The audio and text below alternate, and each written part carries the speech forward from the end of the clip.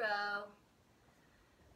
What I'm going to talk about today is kind of like to me, like a white elephant in the room, because what my life is about and what I do for a living can somewhat be controversial, even though I don't think that it should be. But like every type of, I wouldn't really call it a sport, but it's an art form. There's always controversy in just about anything that people love to do. And any sport or any artistic, cultural thing, everybody thinks that that's what the world revolves around. And in the bigger scheme of things, people really don't give a fruity F about what you do when they're into something else. So I make suits, like I always have my friends here, for fitness competitors, bodybuilders, bikini competitors. There's so many classes now that it's a little bit hard to explain. But the bottom line is that the fitness slash bodybuilding industry is all about people being healthy. The competitive part is not really healthy. It takes a very healthy athlete to be able to diet down and do a ton of cardio and really wreck their bodies in order to get on stage and say, look at me, for a few minutes.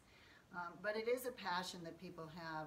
And what I want to talk about today is about the pros and the cons of it, and the myths about it, and the dirty truths about it.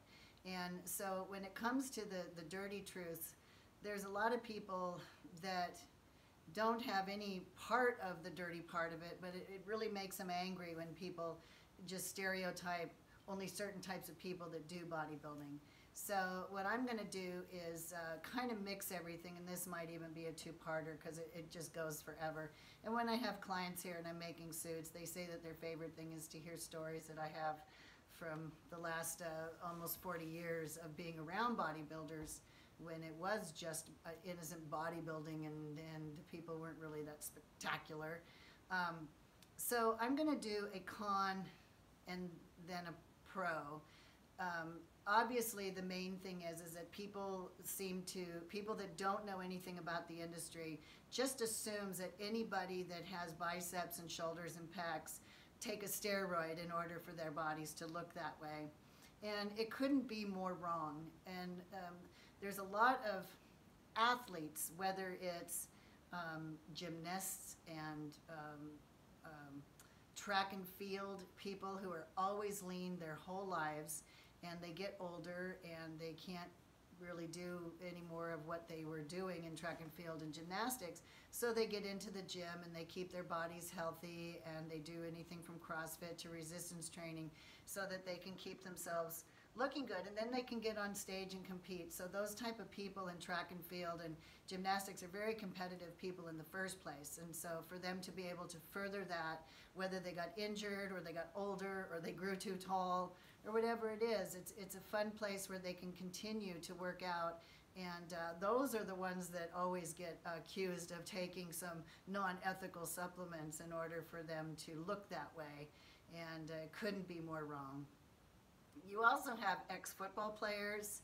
Any athlete that has succeeded in whatever they're doing can easily get into bodybuilding, and it's something that they can do at the gym, and they can stay athletic, but even with injuries, through proper resistance training, they can keep going and keep doing things that keep their heart rate up and still feel good about themselves and keep those endorphins high. So a con is there are people, especially in their 20s. This is kind of the biggest part of this topic, because I get a lot of people in their 20s throughout my life, including myself in my 20s, but I was lucky because I lived in New York City. I was working out in a bodybuilding gym, and I wanted to look like these bodybuilder girls in the gym, and the owner said, no, you don't, and this is why. And so at a very early age, I learned about steroids, and I would have particular girls that I just loved the way they look, but this owner of this gym would tell me That person is taking this, this, this, and this. And do you notice the hairline? Do you see? Listen to her talk. Look at her jawline. There's all these things. And so by the time that I was 30, and they told me, don't ever take it. You don't need to do it. You're never going to get a pro card. And this is in the 80s that I was taught all this. And to this day, I have a lot of love for the late Bob Fuchs and Nicole Bass, because they're the ones that taught me why I didn't want to do any of that. So now I have people through the decades that are in their 20s, whether it's male or female, and they always come up to me because they know that I've been in the industry for a long time, and they ask me what they should take or if they should take anything. And I always tell them, and it's the truth, just like I had a mentor that told me, don't touch anything, because if you're patient, you will last forever. And I'm 59 this year, and I think I'm doing pretty good, and I'm pretty healthy, and I'm going to compete again next year when I turn 60, just for the hell of it, because I can. And it's the reason that I can do that is because I listened. And I pray that people will listen to me. I've had many kids that have actually gone to different gyms because they were working out at a gym that I was at, and when they asked me about these questions, I would say, boys, don't touch the drugs because you will lose your balls and you can grow little titties and your voice can get a little bit higher, and there's really no going back. And with the girls, you can grow little penises and you can have an Adam's apple and you can lose your hair and your voice can get lower.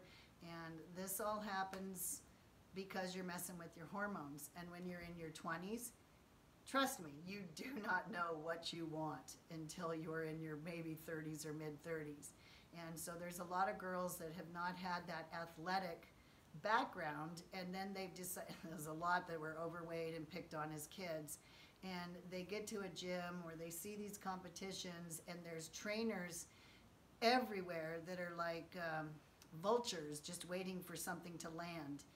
Back in the old days, you had really good trainers, and they were few and far between, and they made you train really freaking hard, and they made you stick to your diets.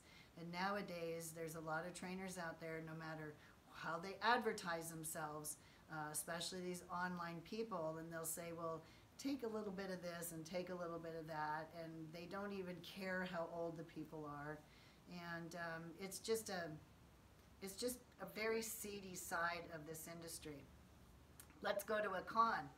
It's a great way for anorexics to be able to, I've had a few anorexic people I know and clients that the thing about anorexia is you have to be in control. And so people will starve themselves because they want to be in control and they want to tell their bodies what they can do. Well, the nice thing about bodybuilding is you can give somebody a diet, or if you're a person with anorexia, and you will have to measure your food. So for breakfast, it can be 3 ounces of tuna fish with a 1/4 cup of broccoli or whatever the hell it is. It all has to be measured out, and it has to be in really small amounts. And so it takes that control freak to literally control what they're eating by portions, and they're very small portions.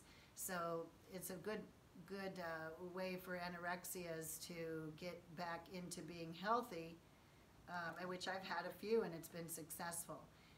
Another one is you get a lot of people that have lost limbs, that are in wheelchairs, and they can go to the gym and work out, and it happens all the time. They even have wheelchair categories that have been around for decades. And so that is one of the greatest things about bodybuilding. There even have been competitors with cerebral palsy. They will get on stage, and yes, they will shake, but they go to the gym and they try the hardest they can to pump iron, and they will get on stage and do things like that. People with Parkinson's. There's all kinds of people out there that like to do the bodybuilding because they can. In this industry, no promoter is going to say no. They understand that it's a journey that somebody takes, and they would never say no to anybody. And believe me, we've had some pretty interesting things backstage and in the experiences that I've had, and everybody back there just wants to make this person feel good about themselves. So they'll go out of their way to actually make it so they can get on stage and do what they've dreamed about. We'll go back to another con. You have people that mess with diuretics. Diuretics are what kill people, not the steroids themselves. When you're messing with diuretics, you're messing with the electrolytes in your body, and you've got trainers all over the place that just say, here, take this, and don't drink any water for 2 days, and I want you to eat this sugar and this starch, and they have no idea. And there are more people that die from taking the diuretics the day of their show, having heart seizures and heart attacks and dropping dead. And I have seen it happen a few times at shows. Delays the show, and the last show I competed in 2011, a 45-year-old guy died from shooting Lasix in his veins, and then he was doing pull-ups, and he was a father and a husband, and just for a stupid Masters trophy, he dropped dead. I think that diuretics are extremely dangerous, and I really don't think they're necessary if you stick to your diet anyway, the way that you should. You can get as lean and shredded as you want without having to take those, and that's just, time has proven that. And you look back in the 80s when people weren't doing that. Of course, some people I knew were doing cocaine to shred up, which was kind of worse. I don't know. Anyway, I can go on forever with those kind of stories, and I might if anybody's interested and wants to hear some funny stories, because I have a couple of my own where I almost killed myself with diuretics. And it was my fault, because I was just to hear from things that I had heard, and I had tried them, and twice in my life I looked in a mirror and went, you dumb idiot, you just killed yourself. Okay, how am I going to let people find me dead here? So I'm rattling on. But the most important thing that I want to get across on this video is, when you're starting out and you're in your 20s and even in your early 30s, you must trust me. I have seen women turn themselves into men for 3 decades. The majority of people, I'd say 80% of the people that I have had in my life, haven't done that. But there's that small percentage of the ones that just can't wait, or they get a rush, and so they would consider themselves being, they'll say, well, it's not a recreational drug, and it's my body, and I'm going to do what I want with it. But at the time that it happens, I think that people don't realize that it is changing them. And in the past couple of years, there's been a lot of women in their 30s that have dropped dead. And so nobody wants to talk about it. They'll just say, oh my gosh, so-and-so died. And it's like, well, okay, she was only 34. How come she died? I think one of the biggest things, and this is just my assumption, is there's a lot of girls that want to stay lean after a show, and I think that they don't realize that you can't. You see people on stage that are shredded, and that's not a normal look. It is a competition look only. And so especially with the uneducated ones, they cannot bear to get soft again. And so they want to stay hard, and so they continue with the cardio. They never give their body a rest. They don't go back to a normal diet, and they will take certain drugs. And I'm not even going to say the names of them, because nobody is going to get information from me and screw themselves up just by me dropping a name.